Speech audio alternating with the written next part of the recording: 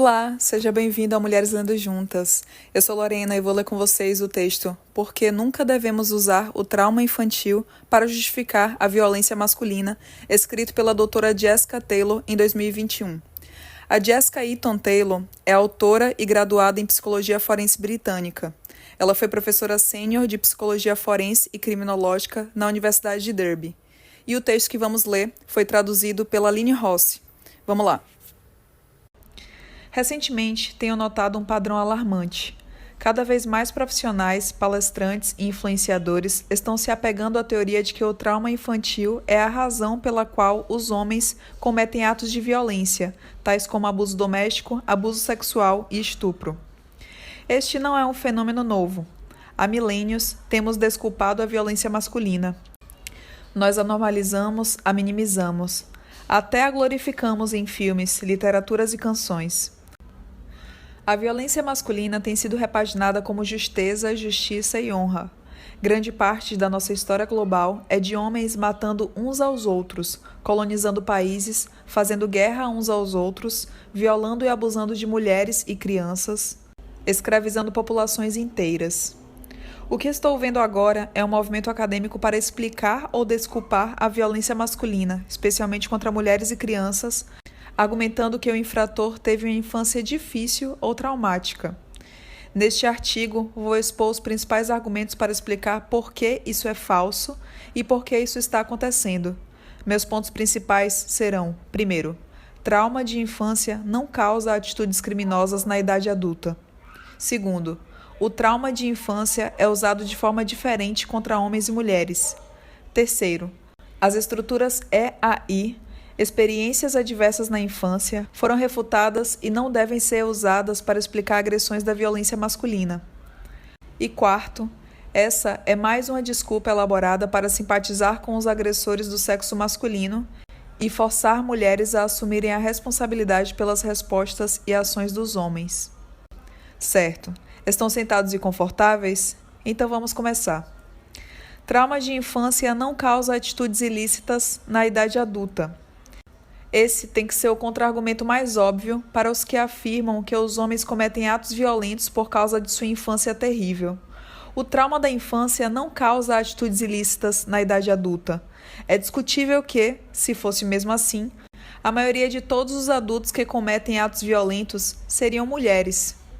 Globalmente, as meninas estão sujeitas a muito mais traumas de infância do que os meninos.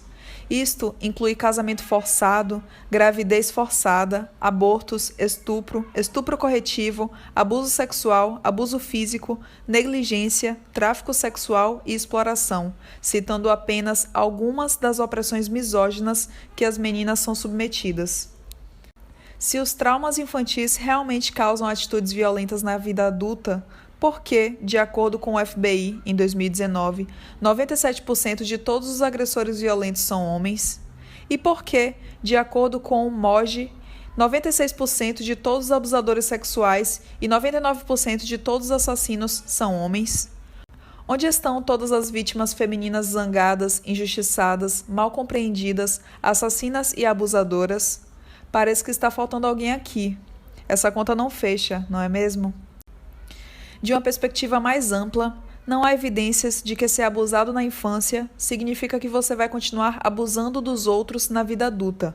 O mais interessante aqui é que alguns estudos que tentaram explorar isso descobriram que menos de 1% das vítimas de abuso abusam dos outros.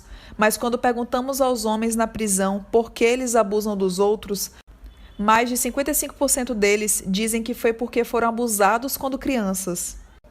Isso é particularmente verdadeiro para os autores de abusos domésticos, que têm a tendência de relatar que foram abusados na infância ou testemunharam abusos domésticos de suas mães. Embora eu não esteja necessariamente contestando isso, e ainda que eu acredite que muitos, se não todos, desses homens foram submetidos a abusos na infância, não aceito isso como a razão pela qual eles fizeram a escolha de livre-arbítrio de posteriormente abusar de outro ser humano, estatisticamente, uma mulher ou menina. O fato de que todos eles foram abusados na infância ou tiveram outros traumas graves para enfrentar não é razão ou explicação para seus crimes contra mulheres e meninas. No momento em que você começa a introduzir sua infância como motivo, você diminui completamente sua capacidade, escolha e agência, algo que a maioria desses infratores tem em abundância.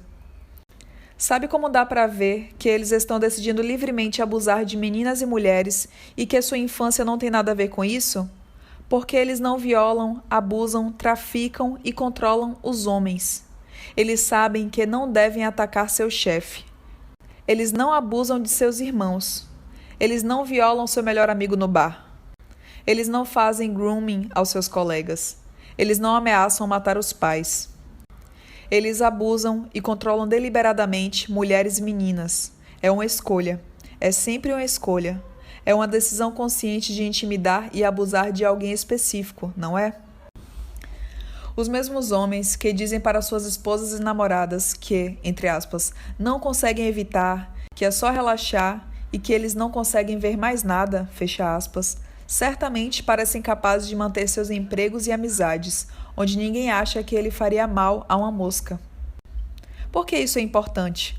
Porque significa que os mesmos homens que afirmam não ter controle, na verdade, têm imenso controle sobre quando e contra quem agridem. O trauma da infância é usado de maneira diferente contra homens e mulheres. Isso é importante. O trauma da infância é usado para desculpar os homens e incriminar as mulheres. As mulheres que lerem isto, que já tentaram denunciar a polícia ou acabaram na vara de família, saberão exatamente do que estou falando. Os homens usam os traumas infantis para desculpar, minimizar, enquadrar e contextualizar seus comportamentos abusivos. Seus advogados e policiais explicam que ele não consegue ajuda por causa da maneira como foi educado, que ele está traumatizado e precisa de ajuda para seus traumas de infância, que ele está lutando e precisa de compreensão e tempo. Já as mulheres certamente dirão que quando seus traumas de infância são trazidos à tona no contexto oficial, não é por uma boa razão. Não é para desculpá-las ou para enquadrá-las como alguém que precisa de perdão e compaixão, mas não mesmo. As mulheres sabem que sua infância é colocada na mesa por uma razão, e uma razão apenas, para mostrar que elas são mentalmente instáveis. Para os homens, traumas de infância são a última carta na manga para sair da prisão. E para as mulheres, são um bilhete de ida para uma avaliação psiquiátrica e uma avaliação familiar. O trauma infantil feminino é usado para derrubá-las e o trauma infantil masculino é usado para desculpá-los e espiá-los. Isto está, sem dúvida, ligado à sociedade hipermisógina que habitamos, que ignora e banaliza o sofrimento e os traumas das mulheres e reordena tudo isso como distúrbios de personalidade e histeria. Muito trabalho acadêmico tem sido conduzido para explorar tópicos relacionados a esse assunto. Um estudo de 2018 mostrou que, quando as mulheres têm sintomas cardíacos em departamentos de emergência, elas ficam em média 4 horas a mais sem tratamento ou exame do que os homens com exatamente os mesmos sintomas. Os pesquisadores entrevistaram médicos e concluíram que mesmo os médicos mais habilidosos que trabalham em departamentos de emergência eram influenciados por mitos misóginos de que as mulheres exageram suas dores e sintomas físicos. Isso faz com que o sofrimento e a dor nos homens sejam levados muito mais a sério do que nas mulheres, e faz com que muito mais mulheres morram de ataques cardíacos do que homens. Esse efeito simplesmente se ramifica por muitas experiências diferentes de feminilidade e inclui a forma como posicionamos os traumas da infância das mulheres como busca exagerada de atenção e problemas de saúde mental, enquanto os traumas de infância dos homens são validados e considerados como algo que impacta seu comportamento e a sua tomada de decisões. As estruturas das experiências adversas na infância foram refutadas e não devem ser usadas para explicar a violência masculina.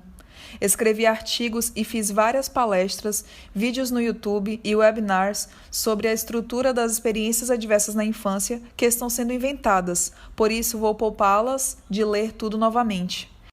Certo.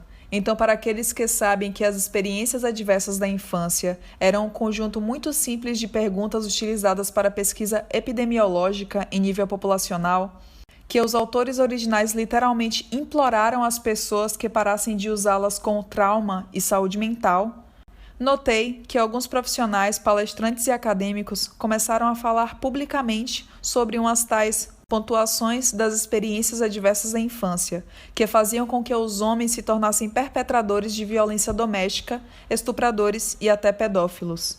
Isso me preocupa muito, não só porque, em primeiro lugar, a estrutura das experiências adversas da infância não tem validade, mas também porque há uma corrente subjacente ali para desculpar ou explicar a violência masculina usando a adversidade infantil. Temos que ser absolutamente claros nisto, como psicólogos, assistentes sociais, agentes prisionais, policiais, formuladores de políticas e acadêmicos. Traumas infantis e experiências adversas de vida não causam estupro e abuso.